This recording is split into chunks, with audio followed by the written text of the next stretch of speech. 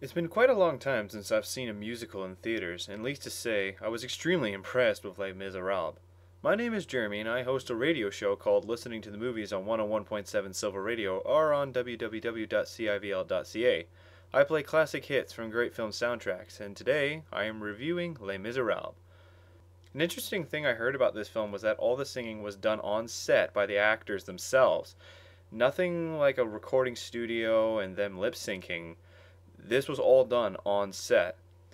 Now, this isn't anything really new. They used to do this in the 60s and 70s all the time. It's just the scale in which it was done that's amazing.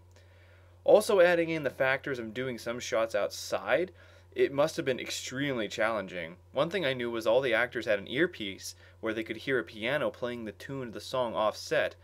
Interesting about that though was the piano was following them, not the other way around. Again, another extreme challenge. This film was spectacular, not only in song, but just in scope and production value. The sets were amazing, and the costumes were creative and historically correct, and the production of this film is like nothing I've ever seen before in a musical. While I still think that Tom Cooper didn't deserve the Best Director award for King's Speech, I can't deny that this guy is talented. He orchestrates the crew and the cast with such a confident hand, and everything just flows and seems together. A lot of the time, he just lets the actors go through the entire song in one take, like when Anne Hathaway sings I Dreamed a Dream. A challenging task to ask of his actors, but they prevailed. His interesting use of thirds returns with the cinematography. Much like King's Speech, the actors aren't the center image all the time.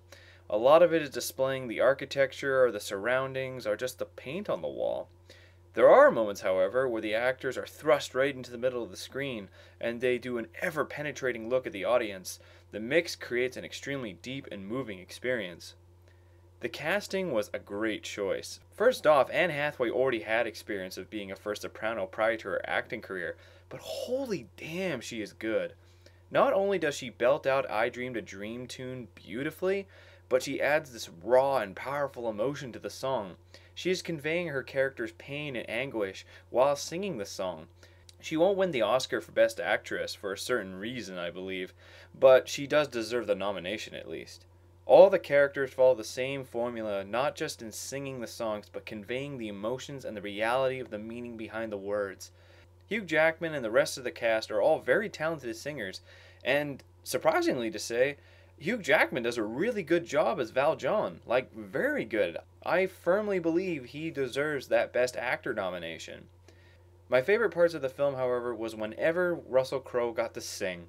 I don't know why, but I really enjoyed his voice. It was different and fun and bellowing. Considering the fact that it is a musical, it is quite long and there are a lot of songs. There is little to any actual dialogue in this film. The story and the conversations are projected through the songs, which is quite interesting, but can get a little tiring at times if you aren't one for consistent musicals. And since there are so many songs, many can be forgotten quite easily in the end. The story, however, is very interesting to watch unfold. Hugh Jackman is a pure man who has been wronged by the world, and through God has begun a new life, but his past follows close behind, and he must choose between his new freedom and confronting his past. Russell Crowe is the leader of the guard who is obsessed with finding Jackman's character and bringing him to justice. Both believe they fight for God, but it is their personal ideals that cloud their mind. Both are in the right, but at the opposite sides of the spectrum. Their story spreads out over 20 years until they find themselves in the middle of another French Revolution. The additional characters that come onto the screen help build and convey this amazingly big story. My favorite character besides Russell Crowe's is Effie. Her lost soul of a character was the most interesting to me. Her love and devotion for Eddie Raymond's Maurice is depressing and heartbreaking, as she knows she will never have him, but is willing to sacrifice everything just to be with him. Overall, it is a great film. The emotionality from the actors is daunting, and as I said before, the production value is amazing. I really applaud the filmmakers for making this film in the way that they did. Making actors actually sing their songs added an intensity to their performances that just would never have come across if they'd been simply lip syncing the songs. So besides the length of the film and the extreme number of songs, I find Les Mis to be a damn good picture. Yeah, I'm done with the numbers thing this year. I'm just gonna try it like this. If you want to listen to my radio show, I play every Thursday night at 8 p.m. Pacific Time on www.civl.ca.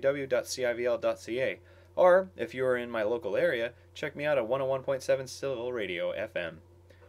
Please like the Facebook page in the description to check out my other videos and catch up on what I'm going to play every Thursday. Thanks for watching, everyone.